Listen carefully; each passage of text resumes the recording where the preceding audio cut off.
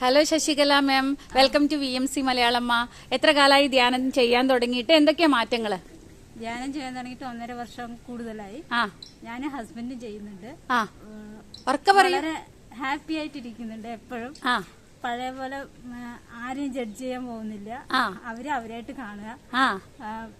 പിന്നെ നമ്മുടെ എല്ലാ കാര്യങ്ങളും നമ്മൾ ചിന്തിക്കുമ്പോ തന്നെ നമ്മുടെ അടുത്തേക്ക് എത്തുന്നുണ്ട്. ധ്യാനം ചെയ്യാൻ തുടങ്ങിയപ്പോ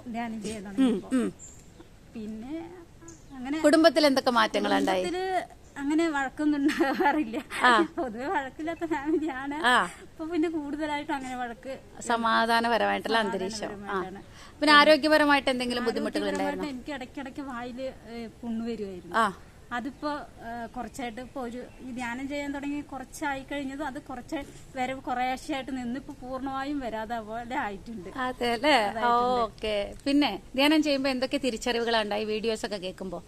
വീഡിയോസും ഞാൻ ടൈലർ ഷോപ്പായിട്ടിരിക്കുന്നു. അപ്പൊ ഡെയിലി ഓരോ വീടും മേഡത്തിന് ദിവസം കേട്ടുകൊണ്ടിരുന്ന സമയങ്ങളുണ്ട്.